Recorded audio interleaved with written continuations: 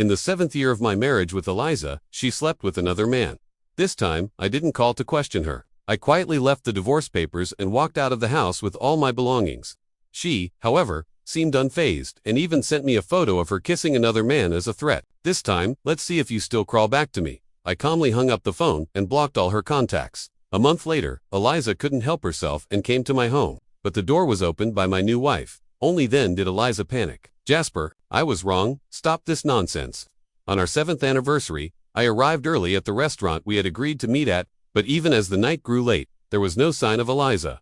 Worried, I called her. As soon as the line connected, Eliza's impatient voice came through. You know, I'm in a meeting. Can't you stop being so selfish? My words of concern were stuck in my throat, and I carefully responded, didn't you promise to spend our anniversary together today? There were loud noises from her side, like something being thrown. Then came her irritated reply. You think everyone's as free as you. I didn't say I wouldn't come. Can't you wait a bit? I froze. I have a job, too. Why did Eliza treat me like I had nothing better to do? For a moment, I didn't know what to say. Hearing my silence, Eliza got even more annoyed. What, going to run to my parents again and complain? I didn't. My eyes dulled. My once excited heart instantly sank, and my words of explanation lost their meaning. I had told Eliza in advance and even said that if she was really busy, it was okay. She had patted her chest and promised she would come. How did it turn into me being unreasonable? I admit, I really wanted to spend the anniversary with Eliza, because that was the only time she'd sit down and have a proper meal with me. Even though Eliza misunderstood me, I still held on to a sliver of hope. As she hung up, I muttered, remember to stop by the jewelry store. But the call ended before I could finish. I had customized a new pair of rings recently, hoping to surprise her for our anniversary. I drafted and deleted countless messages trying to find the right words, but in the end, I sent nothing. I sat in the restaurant all night. Guests came and went. I checked the time over and over. At midnight, a kind waiter reminded me they were closing. My legs were numb. Just as I stepped out of the restaurant, I saw Eliza arm in arm with another man walking into the hotel next door. Even though it wasn't winter yet, the night air felt bone-chilling. I couldn't believe it. I took out my phone, zoomed in again and again on their faces. That profile, I knew it too well. It was the face I had stared at for 7 years every night, as if possessed. I pressed the shutter. With the photo saved, I called Eliza again. This time, she answered. I saw the look of annoyance on her face. As she picked up, fighting back my tears, I asked, where are you? Why haven't you come yet? Eliza didn't bother to pretend. I'm busy. Eat by yourself. Stop calling me. I'll read your texts. You're just annoying.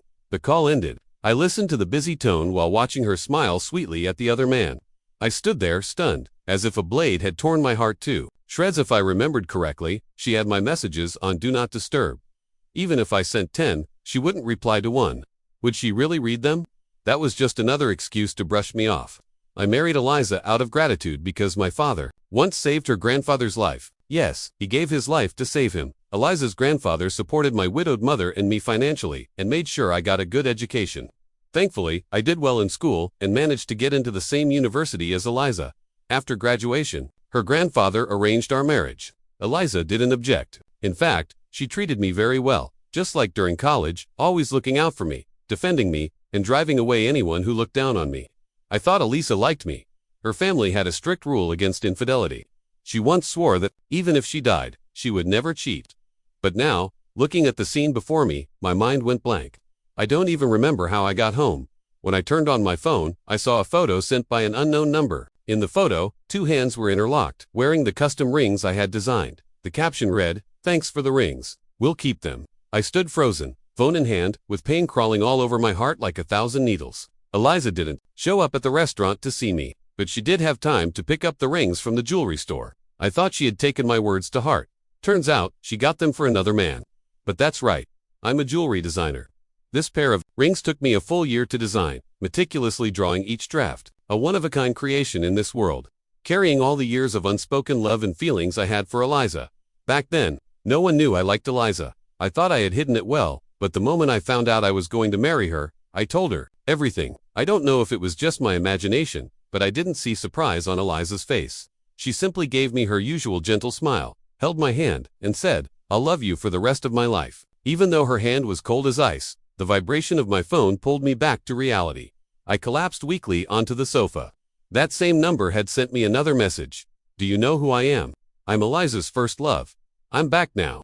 Your roles." Done. I clearly remembered that after Eliza finished her college entrance exams, she went abroad for a while. We had no contact during that time.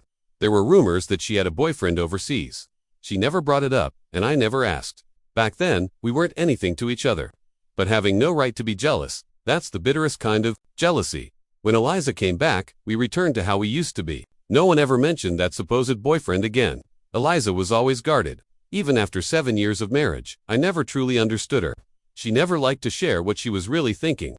Over the years, I walked on eggshells around her, trying bit by bit to figure out what she liked, doing my best to be obedient to avoid making her hate me. But now, someone had shown up, someone who could make her break all her boundaries and cast me aside. Even after all our years together, I gripped my phone tightly. I didn't even have the courage to call Elisa. Instead, I calmly dialed my lawyer and asked her to prepare the divorce papers. Then, I began packing the things in the apartment that belonged to me. This apartment had been a gift from Eliza when she earned her first pot of gold. The deed was in my name, but for the past 7 years, every moment of our lives had played out here. Walking through each corner of the apartment, I was haunted by memories of how I loved Eliza, how carefully I treated her, and how Eliza treated me in return. Two outsiders. Eliza was devoted to me as if I were her whole world, but only I knew that something was always missing between us. Everything she did, every gesture felt routine, like going through the motions. After listing the apartment for sale, I left. Elisa didn't come home that night.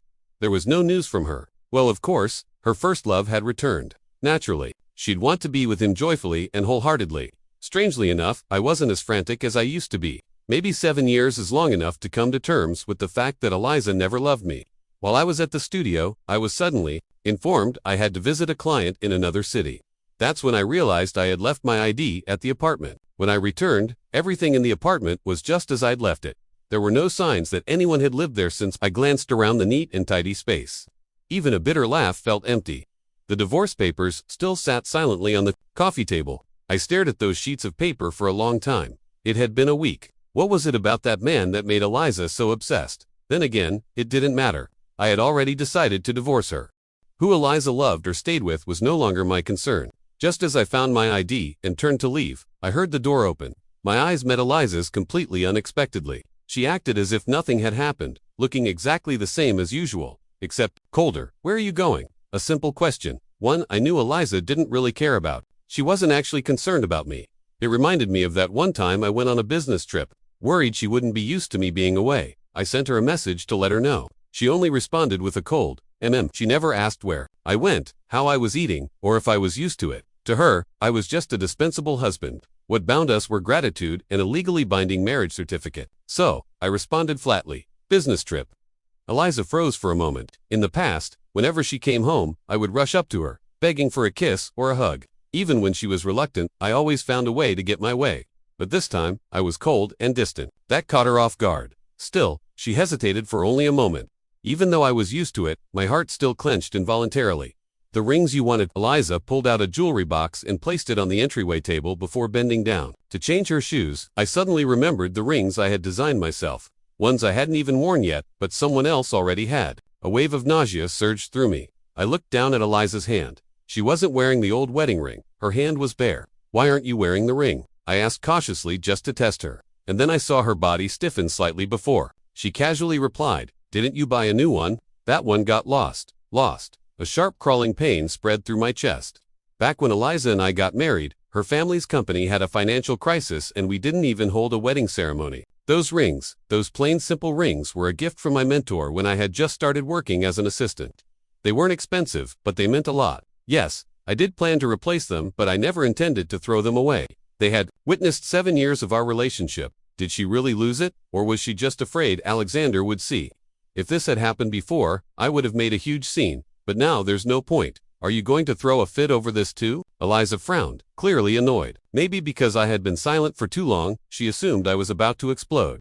She knew better than anyone how much I cherished those rings. One time, I lost it while showering at a spa and nearly turned the entire place upside down. I even involved the police. When a crowd finally found it and saw it was just sterling silver, they all looked at me strangely. They couldn't understand why someone from Eliza's wealthy family, worth hundreds of millions, would raise such a fuss over a silver ring. When Eliza arrived, she was visibly irritated by the commotion.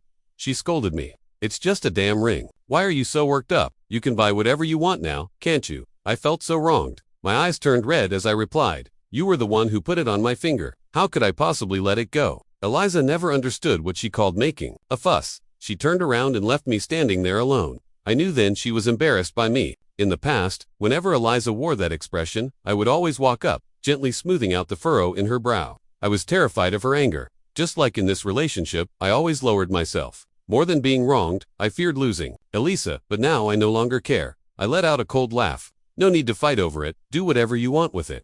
Then I casually tossed a new pair of rings into the trash. If someone else had worn them, I didn't want them anymore. I found them dirty. I wouldn't let my hard work become someone else's joy. Maybe my actions enraged Eliza.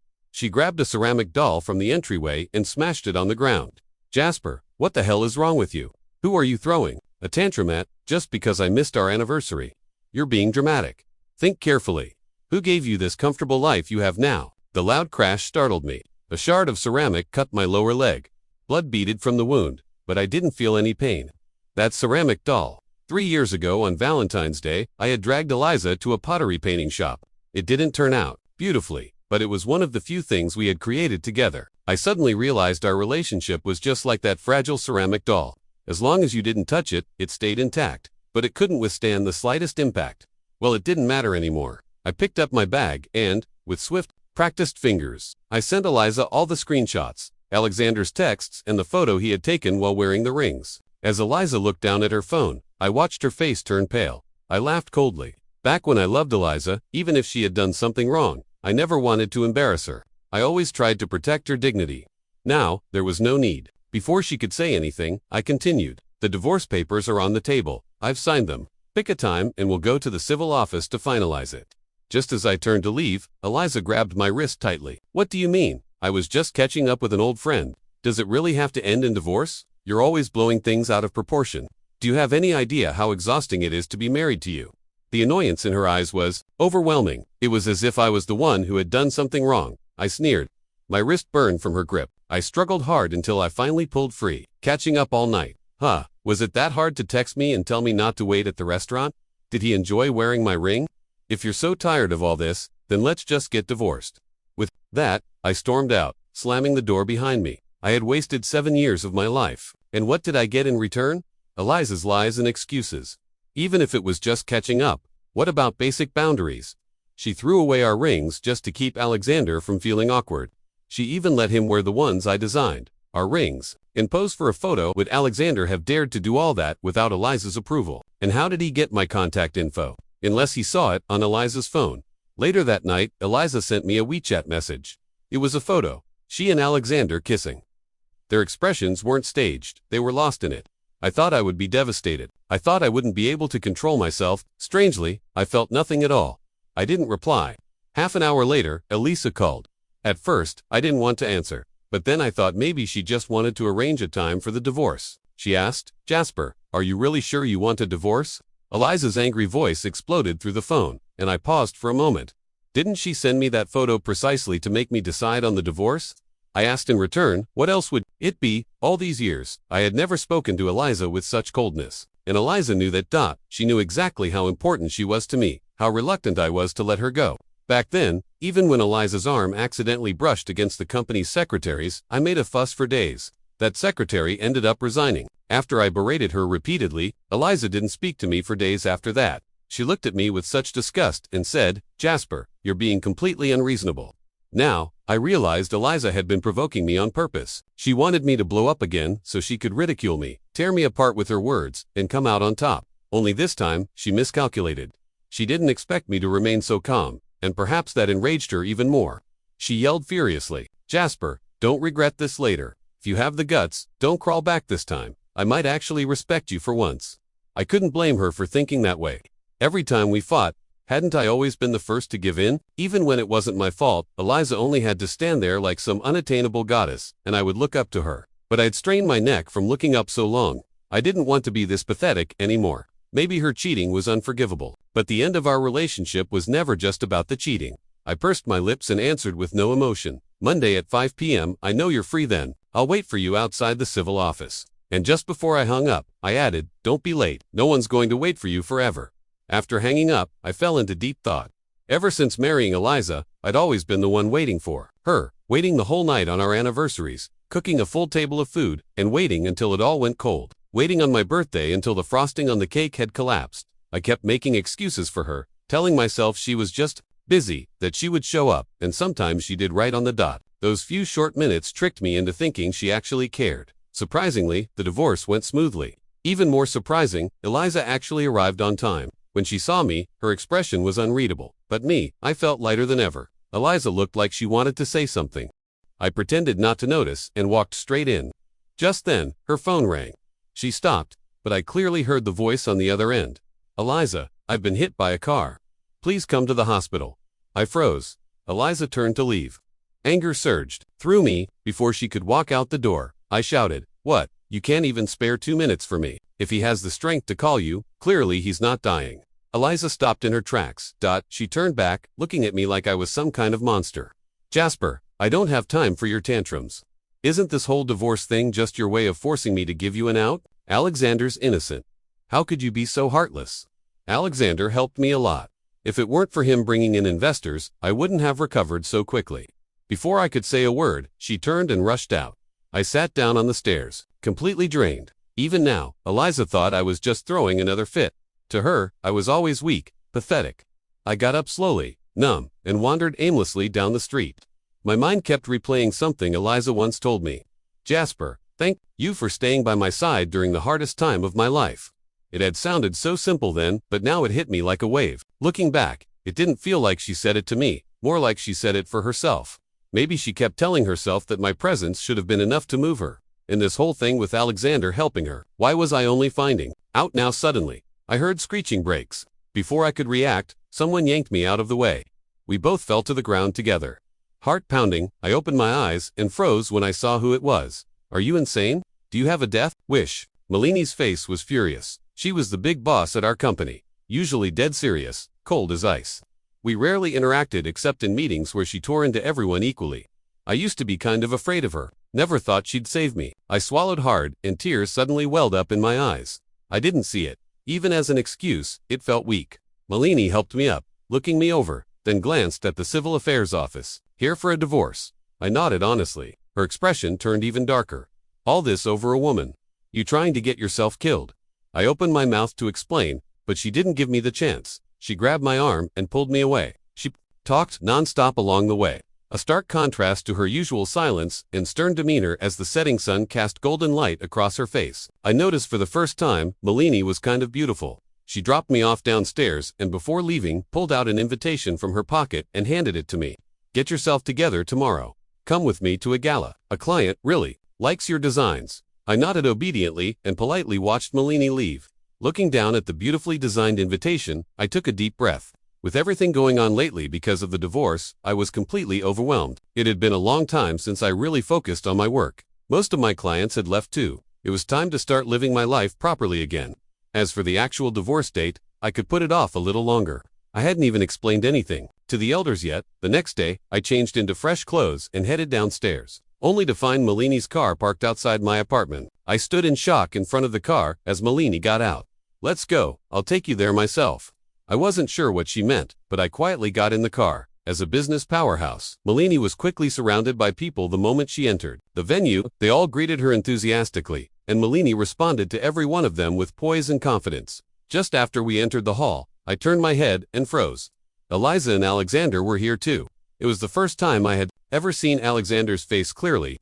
He was exactly Eliza's type, and I had to admit, Eliza had hidden him very well. We'd been married for 7 years, and I never knew this man even existed. Alexander met my gaze and flashed a smug smile. I only thought he looked ridiculous. He slowly walked over to me, leaned in, and lowered his voice. "I'll always be more important to Elisa than you. Yesterday, I just played the victim for a bit, and she dropped everything to come to me." I sneered. "Maybe your Eliza didn't tell you. We were finalizing the divorce yesterday. If you hadn't pulled that stunt, we might have already been done." His face visibly darkened. He gripped his champagne glass tightly. I shrugged casually and smiled faintly. "Actually, she should thank you. If it weren't for you, she wouldn't have had a reason to run away." Alexander's face turned bright red in fury. He raised his glass to splash me. But before he could, someone pulled me aside, and the champagne spilled onto the floor. I turned to see it was Malini. "Are you okay?" Maybe it was just my imagination, but I saw a trace of concern in her eyes. I nodded stiffly. This little scene caused quite a stir, drawing a lot of attention. Eliza, who had been chatting with someone nearby, saw me and Alexander and walked over. Melanie let out a cold laugh and looked directly at Eliza. Control your people. Don't throw tantrums in places like this. Eliza frowned in confusion and turned to Alexander. He put on a pitiful expression and snuggled up beside her. Jasper Gage doesn't seem to like me. He said I was shameless and accused me of seducing you. I simply smiled faintly and said nothing. Jasper, what a coincidence, seeing you here. Before Eliza could blow up, a man walked over. It was General Manager James, the same powerful investor Elisa had just been speaking to. Logically, someone like me, a mere designer, wouldn't have any ties to such a big investor. That's exactly what Eliza had been counting on, and that's why she was now even more confused. General Manager James, do you know him? James laughed. What are you talking about? If it weren't for Jasper, I wouldn't even know you. Back then, he kept challenging me to drink. His sincerity moved me. That's why I agreed to invest in you.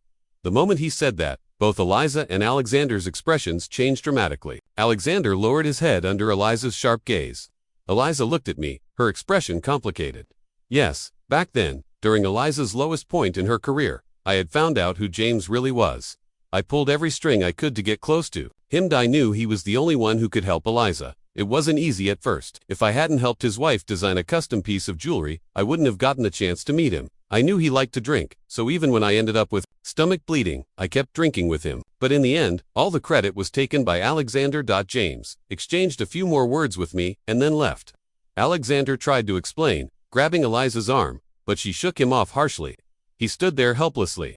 Eliza said only one word, "Get out." Only then did Alexander leave, reluctantly, casting a venomous glare at me as he did. I remained unfazed. A scumbag and a manipulator. They belonged together. Jasper, I'm sorry. I really didn't know it was you. Just as I was about to leave, Eliza grabbed my arm, her expression tangled with emotions. I curved my lips into a smile. Miss Eliza, since you have time today, shall we finally go get that divorce? Eliza clenched her fists and stared at me in disbelief. You're serious? Why? Just then, Melanie walked toward us. I immediately linked arms with her, smiling boldly because I found someone I truly like. I could clearly feel Melina's body stiffen, afraid she might ruin the act. I winked at her, silently begging for help. Eliza, now frantic, tried to pull me away. But Melanie stepped in front of me, blocking her. Ms. Eliza, please stop harassing my boyfriend. Eliza froze, but she didn't give up just yet. She waved at me gently, her tone softening. Jasper, come here, let's not fight anymore, okay? Do you really not feel anything for me at all? I remembered clearly, whether it was during our school days or after we got married, whenever she upset me and I ignored her out of spite, she'd use that same gentle voice, wave her hand at me like that, and I'd instantly melt. It never failed. Maybe, in Eliza's eyes, I was nothing more than a loyal dog. As long as she put in even the slightest bit of effort, even if it was fake, I'd be willing to compromise. My gaze instantly turned cold. The one thing there's no room for between us is love. But my family still owes yours a favor. I said I'd spend my whole life repaying it. That was probably the funniest thing I'd heard in a long time. I let out a scornful laugh. A single favor. Is that all you think you owe me? Where did you place me when you were sleeping with someone else? Now you want to act like the devoted one. Doesn't that disgust you? I poured out all the resentment I had been holding in. I no longer cared how Eliza might feel. I grabbed Matt and left. Once we stepped out of the banquet hall, I let out a long, relieved sigh. Only then, realizing I was still holding Madeline's hand, I quickly let go and apologized. Sorry, Director Melanie. I used you. I just wanted to get the divorce over with quickly. Melanie was someone with a strong sense of pride. I was really afraid she'd be mad, maybe even fire me. But then her soft voice reached my ears, low but impossible to miss. If you keep using me like that, I wouldn't mind. I froze, stunned, staring at her in disbelief. She was smiling, that beautiful face as calm as ever. For a moment, I couldn't believe what I had just heard. My gaze locked onto Melanie, unmoving. She added another sentence. If you didn't understand, let me explain it to you. Jasper, I like you. You can use me for a lifetime. The sudden confession left me dazed. I didn't reply right away. I just embarrassingly ran away. I remembered that Melanie and I had hardly ever interacted in the company. We barely even crossed paths. I always avoided social events like group dinners. I wasn't the social type, more like a ghost trying to stay invisible. The closest we'd ever been was probably during a client meeting. Back then, I was still just an assistant. My mentor's USB malfunctioned during the presentation, and all the content had been prepared by me. She couldn't retrieve the files, and the pitch was about to fall apart. In that critical moment, I stepped up and smoothly presented the entire concept myself. Malini had been sitting right beside me. Her eyes never left my face. She didn't say anything afterward, but she promoted me to designer on the spot. Was it from that moment? For so many years, my entire world had revolved around Eliza. Before Malini, I had no room in my heart or eyes for any other woman. I didn't even know how to get along with them. No wonder I had run away so awkwardly. Even after getting home, everything felt like a dream. I couldn't process it. Then a message from Malene popped up on my phone. I fumbled to open it. It was a simple sentence. Handle your own business first before coming back to work. Paid leave. I don't want to be the other woman.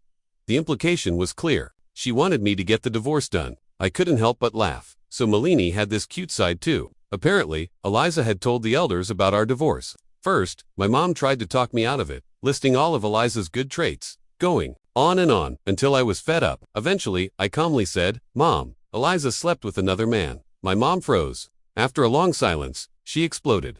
Not at me, of course, but at the Eliza family. All these years, I had only ever told my mom the good things about Eliza. I didn't want her to worry. Even when Eliza treated me poorly, I'd make up excuses for her. There was no way my mom could have known. But my mom was fiery by nature, and she wouldn't stand to see me mistreated. Overnight, the entire Elisa family learned about what Elisa had done. While they apologized to me, they also begged me to give her another chance. But this time, my heart wouldn't waver. I gave them the same answer. I won't forgive cheating. The Elisa family couldn't say anything more. I left them with one final warning. If Eliza doesn't show up, I'll sue for divorce directly. The divorce went smoothly. But this time, Eliza wasn't her usual arrogant self. At the courthouse entrance, she looked at me, her tone soft and pleading.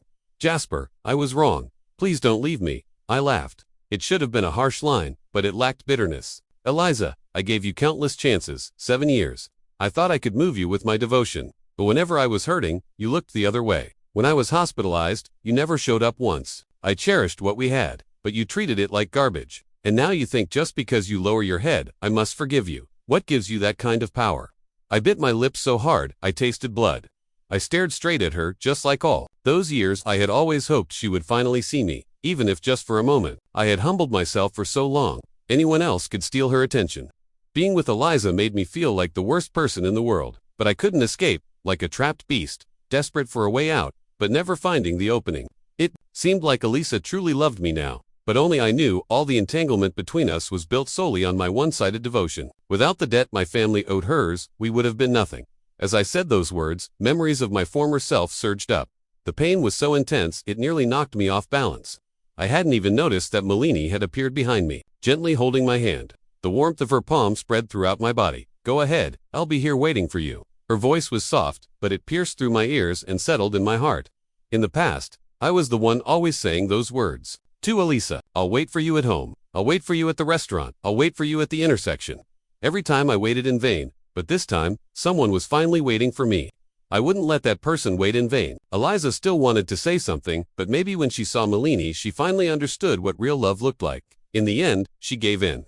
When we walked out, I saw a pair of eyes full of expectation. Malini waved at me, and I walked toward her. Eliza called out to me, "Jasper, I'm sorry for wasting 7 years of your life. I'm agreeing to the divorce, not because I don't love you anymore, but because I no longer have the face to hold you back. I hope you'll be happy." I turned back and smiled, relieved, but my tone was cold. "What you took from me was far more than just those 7 years. 7 years weren't enough to measure it. During all those invisible years, I had loved her for so long." Eliza stood frozen in place while I took Malini's hand in mine. I was sure that Eliza would never meet someone like me again. Someone who gave everything for her, who fought for her, who endured for her. Do I regret it? Actually, no. I boldly paid the price for falling in love. All I hope for now is to never make the same mistake again. Malini was driving seriously when she suddenly turned her head and said to me with a solemn tone, "The next time you come here, it'll be with me. But I don't want there to be a second time." I couldn't help but chuckle, but deep down, I was filled with warmth. So this was what it felt like to be truly loved. Unlike the constant anxiety I felt with Eliza, which now, I realized wasn't love deep enough. I won't deny anyone, not even a past that hurt. If I choose to hold someone's hand, then I won't be afraid of the pain. Extra chapter, Madeline's perspective. The first time I met Jasper, he was flustered and spilled a cup of coffee all over me. He looked like a startled deer, constantly apologizing and trying to wipe it clean. Even as I walked away, he never once looked at me properly. At the time, I thought, Who the hell was in charge of recruitment to let such a clumsy guy into the company? Later on, I often found myself glancing outside my office. Jasper worked hard. He was not only gifted but also diligent. He arrived earliest and left latest. One day, on a whim, I decided to test his capabilities. I tampered with an employee's USB drive.